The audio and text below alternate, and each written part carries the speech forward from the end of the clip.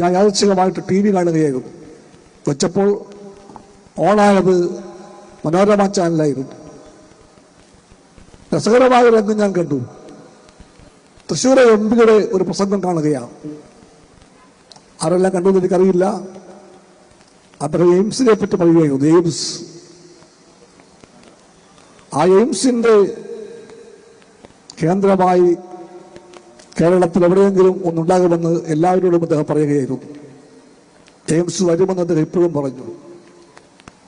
വരുമെന്ന് പറയുമ്പോൾ അദ്ദേഹം പറഞ്ഞു, ഞാൻ കേട്ട കാര്യം പറയുകയാണ്, എനിക്കറിയാം ചീത്ത വാക്കുകളൊന്നും ഇങ്ങനെ പറയാൻ പാടില്ല, പക്ഷെ കേട്ട വാക്കാണ്. അദ്ദേഹം പറഞ്ഞു, എയിംസ് വരും.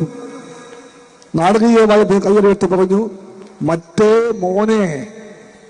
ഒരു MP പറയുകയാണ്. മറ്റേ എന്ന വാക്ക് ഒറ്റക്കെടുത്താൽ ചീത്ത വാക്കല്ല, പക്ഷേ മറ്റേ മോനെ എന്ന് പറയുന്നത് സത്യം പറഞ്ഞാൽ അശ്ലീല വാക്കാണ്. ഒരു MP ആ വാക്ക് പറയാൻ പാടില്ല. MP മാത്രമല്ല, ആരും പറയാൻ പാടില്ല. രാഷ്ട്രീയത്തിൽ സദാചാരം വേണം, സഭ്യത വേണം, ന്യായ ഭാഷ വേണം. ഈ ഭാഷ സമ്പന്നമാണ്. മലയാള ഭാഷ മനോഹരമായ ഭാഷ. ഈ ഭാഷയിൽ വിമർശിക്കാൻ നല്ല ഭാഷയുണ്ട്, ആരെയും ആക്രമിക്കാൻ പറ്റിയ ഭാഷയുണ്ട്.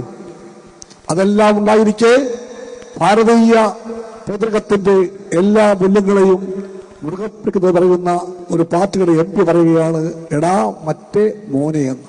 ഒരു ആംഗ്യമൊക്കെ ഉണ്ടപ്പോൾ അത് ഞാൻ കേട്ടു. അടുത്ത 5 മിനിറ്റ് ആകില്ല, ഞാൻ വീണ്ടും കേട്ടു. ഈ വാക്കിന് ഒരു നേതാവ് ഭാഷ്യം ചമച്ചു. ആ നേതാവ് ഒരു സ്ത്രീയാണ്, BJP നേതാവ് ശ്രീമതി ശോഭാ സുരേന്ദ്രൻ.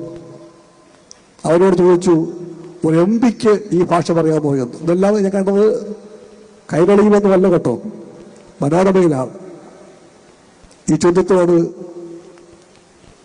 ശ്രീമതി ശോഭാ സുരേന്ദ്രൻ പ്രതികരിച്ചത് ഇങ്ങനെയാണ്, എന്താ കുറ്റം, എന്താ കുറ്റം? സുരേഷ് ഗോപി ജി പറഞ്ഞത് കേട്ടുകൊള്ളുക, പറഞ്ഞത് പൊന്നുമോനെ എന്നായിരുന്നു അത്രേ. പൊന്നുമോനെ എന്ന് പറഞ്ഞപ്പോൾ നിങ്ങൾ ഇതിനെ വേറെ ഇടത്താക്കി മാറ്റുകയാണ്. ഞാൻ സാമാന്യമായിട്ട് മലയാളം വായിക്കുന്നവരാണ്. ആദ്യമായിട്ടും പറഞ്ഞു ഞാൻ, മറ്റേ എന്ന വാക്കിന് പൊന്ന് എന്ന അർത്ഥമുണ്ടെന്ന് ഇന്ന് ഞാൻ മനസ്സിലാക്കി. ഭാഷയെ മാറ്റുകയാണ് BJP, അർത്ഥം മാറ്റിപ്പറയുന്ന BJP.